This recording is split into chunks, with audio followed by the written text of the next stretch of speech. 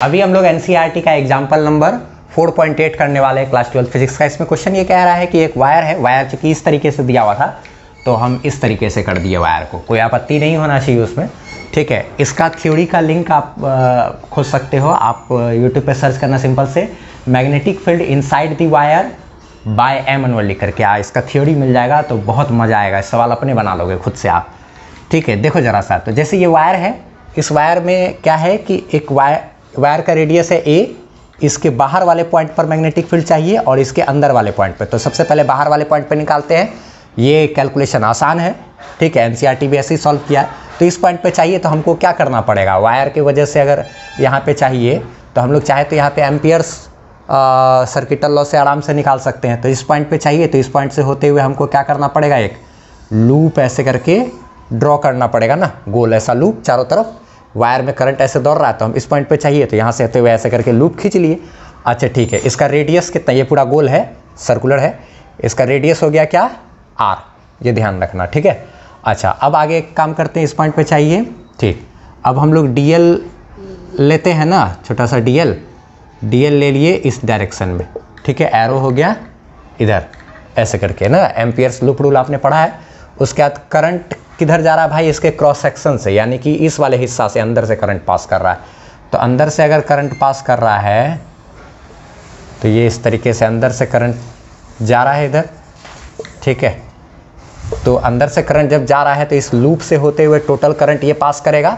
और वायर में कितना करंट जा रहा है भाई, तो I करंट जा रहा है। कितना करंट है, I ना, तो यही I करंट इसके अंदर से, लूप के अंदर से पास कर जाएगा।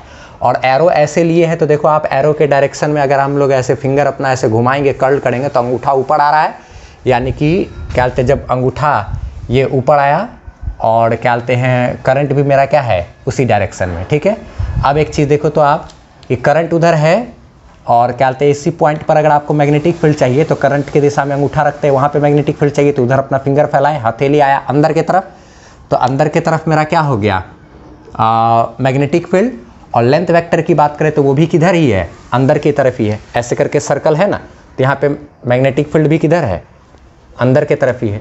तो यानी कि मैग्नेटिक फील्ड बात करें और क्या कहते हैं dl की बात करें तो दोनों मेरा एक ही दिशा में होगा, पैरेलल होगा, ठीक है। करंट की दिशा में ऐसे करंट है ऊपर और यहाँ पे मैग्नेटिक फील्ड चाहिए तो यहाँ पे करंट की दिशा में उठा किए, वहाँ पे मैग्नेटिक फील्ड चाहिए, फिंगर उधर फैलाएं, हथेली बता रहा अंदर की तरफ, तो अंदर की तरफ उधर मैग्नेटिक फील्ड हो गया। और लूप इस तरीके से खींचे हैं तो dl का भी डायरेक्शन उधर ही हो गया ना।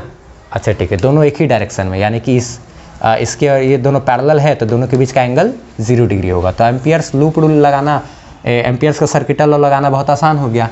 क्या लिखते हैं एम्पियर्स लॉ से, integration of b dot dl बराबर क्या, mu naught into I inside, यही ना होता है। तो इसका डॉट प्रोडक्ट करो तो B D L cos 0 degree, क्योंकि ये और ये दोनों एक ही डायरेक्शन में, पैरेलल वाला कॉन्सेप्ट अभी बताया ना। तो म्यू नॉट तो ठीक है, I इनसाइड, यानी इस लूप के अंदर में टोटल वायर ही आ गया, तो टोटल वायर का करंट कितना है, I है, तो ये कॉस 0 का मान होता है 1, तो ये बी डी एल ऐसे ही हो गया, म्यू नॉट इंटू क्या है, I है। और हाँ एक बात याद रखना आप कि इस वायर से क्या कहते हैं, ये वाला पॉइंट हो चाहे ये वाला पॉइंट हो, ये वाला पॉइंट हो, हर पॉइंट तो आर ही दूरी पे है ना। लूप का हर एक पॉइंट कितनी दूरी पे है, r r r r r r r r r r r, यानी इससे आर दूरी पे, तो हर पॉइंट पे मैग्नेटिक फील्ड का मान सेम रहेगा। इसलिए ये मेरा यूनिफॉर्म होने के कारण ये क्या हो जाएगा, बाहर निकल जाएगा, यूनिफॉर्म होगा, इसलिए ये मेरा बाहर निकल गया। तो dl अंदर में बच गया, म्यू नॉट इंटू क्या, I। अब b तो ठीक है, dl का इंटीग्रेशन करने का मतलब ये जितना भी छोटा छोटा dl लेंथ है सबको जोड़ेंगे तो ये टोटल सर्कल का ये पेरीमीटर हो जाएगा ना, सर्कमफेरेंस हो जाएगा, यानी कि परिधि हो जाएगा 2 पाई r। तो यानी कि 2 पाई r बराबर म्यू नॉट इंटू क्या, I, इसलिए b बराबर ये इधर डिवाइड में हो जाएगा तो mu naught I by 2 pi r। ये मेरा एक हो गया क्या आंसर। ये कहाँ पे निकला है भाई, तो ये आउटसाइड पॉइंट पर, बाहर में, ठीक है। अब हमको मैग्नेटिक फील्ड जो निकालना है वो अंदर वाले पॉइंट पे निकालना है, ठीक है। तो इसका फट से स्क्रीनशॉट लो, हम मिटा रहे हैं इसको, फिर अंदर वाले पॉइंट पे निकालेंगे। लेकिन एक बात ध्यान से सुनो आप जरा सा, ये तो यहाँ पर निकाले ना, अगर क्या बोलते हैं हम इसमें थोड़ा सा एक्स्ट्रा चीज़ भी बताए थे आपको, अगर यहाँ पे निकाले आप ठीक है, लेकिन अगर पूछता क्या है कि सरफेस पे चाहिए तब क्या होगा, तब ये जो दूरी है ना यहाँ से यहाँ तक की दूरी स्मॉल आर के बजाय ये दूरी मेरा कितनी हो जाएगी, ए हो जाएगा, यही है ना ए। तो ये आर किसके बराबर हो जाएगा, ए के बराबर हो जाएगा। तो सरफेस पे पता चल जाएगा, ये आउटसाइड पॉइंट पे ना, ये आंसर तो ये मेरा एक है, ये पूछा नहीं है फिर भी हम बता देते हैं ना। ऑन दिस सरफेस अगर पूछता तो आर बराबर क्या, ए पुट करते और मैग्नेटिक फील्ड मेरा mu naught I by 2 pi r की जगह क्या ए हो जाता ना। सरफेस पे इतना मैग्नेटिक फील्ड होता है, ठीक है। अब हम लोग क्या करते हैं, इस चीज़ को मिटा रहे हैं, फिगर क्या आते हैं, समझ लो इसको हम नाम दे दिए ए और अगला को हम नाम दे देते हैं बी, जिसमें कि हम लोग अंदर वाले पॉइंट पे निकालेंगे। इसको मिटा रहे हैं, स्क्रीनशॉट ले लो और फिर बी नंबर बनाते हैं अंदर वाले पॉइंट पे। देखो बी नंबर यानी कि हम लोग इनसाइड वाले पॉइंट पे निकालेंगे ना। ये सेंटर से कहाँ स्मॉल आर ही दूरी है, पिछले बार भी आर ही दूरी था, लेकिन वो आर दूरी कहाँ था भाई, बाहर में था, यानी इससे भी बड़ा था। और इस बार जो है ये आर है, ये मेरा क्या लेस देन ए है, यानी कि यहाँ अंदर वाले पॉइंट पे, ठीक है। तो चलो अब देखो यहाँ पे चाहिए, अब इसमें क्या है, वायर में करंट तो दौड़ रहा है ऐसे करके। अब कितना करंट दौड़ रहा है भाई, तो आई करंट दौड़ रहा है, क्रॉस सेक्शनल एरिया से दौड़ रहा है। ये करंट कितना है, आई है, ठीक है। तो हमको चूंकि यहाँ पे चाहिए, तो यहाँ से होते हुए हमको क्या करना है, एम्पियर्स लूप रूल से ऐसे खींचना पड़ेगा, ये बनाना पड़ेगा। क्या बोलते हैं, इसी में ही थोड़ा सा जैसे है ना, यहाँ पे हल्का सा गोल ऐसे करके खींच लिए, ठीक है। यही गोल हल्का सा ऐसे खींच लिए, ठीक है। तो अब जब ये तो इतना सा एरिया से देखो तो ये 3 गो लाइन पास कर रहा है ना, यानी कि टोटल करंट तो पास नहीं कर रहा होगा ना, थोड़ा सा ही ना करंट पास कर रहा होगा। लेकिन हम लोग को अभी एम्पियर्स लूप रूल लगाएंगे तो mu not into I inside लिखना होगा। तो आई इनसाइड यानी इस लूप के अंदर कितना करंट है उसको लिखना पड़ेगा। तो उसके लिए हमको थोड़ा सा कुछ और एक्स्ट्रा काम भी अभी करने की ज़रूरत है। यहाँ पर भी क्या बोलते हैं, आप देखो वायर में चूँकि करंट ऐसा ही है, तो उधर अंगूठा किए, यहाँ पर मैग्नेटिक फील्ड चाहिए तो उधर आया, और क्या बोलते हैं डीएल भी मेरा क्या होगा, उसी दिशा में ही होगा, ये भी उधर ही होगा, ठीक है। और मैग्नेटिक फील्ड भी उधर ही होगा। तो इस बार भी हम लोग एंगल जो है वो क्या बोलते हैं डीएल और क्या बोलते हैं ये मैग्नेटिक फील्ड दोनों को पैरेलल ही रखेंगे, सेम टू सेम, इसमें भी कहानी करना है। एम्पियर्स लूप रूल में मैक्सिमम हर पॉइंट पे एंगल जो है दोनों के बीच का 0 डिग्री करके ही अक्सर सारा कैलकुलेशन वगैरह होता है एनसीईआरटी में। खैर ठीक है।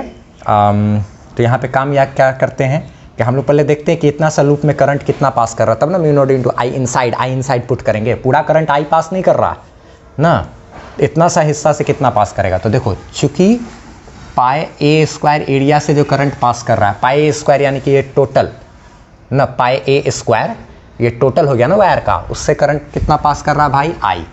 इसीलिए यूनिट एरिया से कितना पास करेगा, तो आई बाय पाई ए स्क्वायर।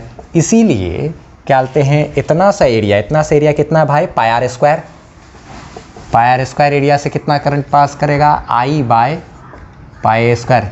इतना अगुना क्या, पाई आर स्क्वायर से मल्टीप्लाई कर दिया, पाई और पाई कैंसिल, तो ये आ गया क्या मेरा, आई आर स्क्वायर बाय क्या, ए स्क्वायर। ये है मेरा क्या, आई इनसाइड। यही मेरा आई इनसाइड कहलाएगा। क्यों कहलाएगा भाई, क्योंकि इतना सा एरिया के अंदर से जो करंट पास कर रहा है उसी को हम लोग अभी आई इनसाइड के रूप में पुट करेंगे, ठीक है। तो एम्पियर्स लूप रूल लगाते हैं। तो एम्पियर्स लूप रूल, यार खैर, integration of B dot D L, Ampere circuital law कहते हैं ना इसको। खैर ठीक है, ये बराबर क्या, mu naught into I inside, ठीक है। तो क्या बोलते हैं, ये इसका डॉट प्रोडक्ट, तो बी डी एल कॉस कितना डिग्री, 0 डिग्री, दोनों पैरेलल है ना, सेम पिछला केस के जैसा ही, उधर ही ये डी एल भी क्या उधर ही। तो अच्छा, ये कॉस 0 का मान ये 1 हो गया, म्यू नॉट इंटू आई इनसाइड अभी निकाले, आई आर स्क्वायर बाय क्या, ए स्क्वायर।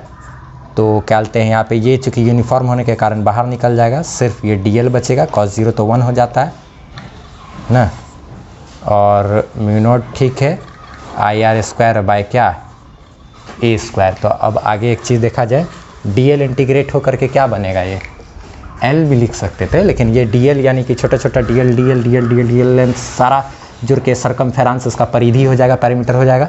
तो यानी कि ये क्या हो गया, 2 पाई आर हो गया, बराबर mu not into I R square by क्या है, ये ए स्क्वायर है। तो ये एक आर से इधर का स्क्वायर का एक आर कैंसिल हो जाएगा, इधर से इधर का आर कैंसिल कर देते हैं, तो b इंटू 2 पाई बराबर mu naught I R by क्या ए स्क्वायर, इसीलिए b बराबर mu naught I R by 2 pi A square. इसी को NCERT, ये तो आंसर हो ही गया, इसी को NCERT ऐसे लिख दिया है, क्या क्या है, mu naught I by 2 pi A square into क्या आर, यही हो गया मेरा क्या आंसर। अब एक चीज़ देखो, आप ग्राफ भी खींचा है, वो ग्राफ भी हम आपको समझा देते हैं, ठीक है। तो ग्राफ में क्या है कि देखो आप, जैसे कि अभी अभी सबसे पहले निकाले थे हम लोग, ये अंदर वाले पॉइंट के लिए है ना, तो यानी कि अंदर वाला पॉइंट पर जब भी देखो तो आर यानी कि सेंटर से दूरी, आर मतलब क्या, सेंटर से दूरी ना। तो ये जैसे जैसे सेंटर से दूरी यानी कि यहाँ डिस्टेंस फ्रॉम सेंटर है, तो ये अगर जैसे जैसे बढ़ेगा तो क्या बोलते हैं, जैसे जैसे दूरी बढ़ेगा मैग्नेटिक फील्ड भी बढ़ेगा, बी है और आर है, तो जैसे जैसे आर बढ़ाएंगे मैग्नेटिक फील्ड बढ़ेगा, यानी कि डिस्टेंस बढ़ाएंगे तो मैग्नेटिक फील्ड बढ़ेगा, सीधा सीधा संबंध है।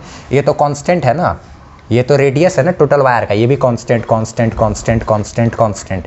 तो मैग्नेटिक फील्ड डिस्टेंस पर निर्भर कर रहा है, जैसे जैसे आप डिस्टेंस बढ़ाओगे मैग्नेटिक फील्ड बढ़ेगा ना, और वो भी कहाँ, अंदर में जब तक हो तब तक।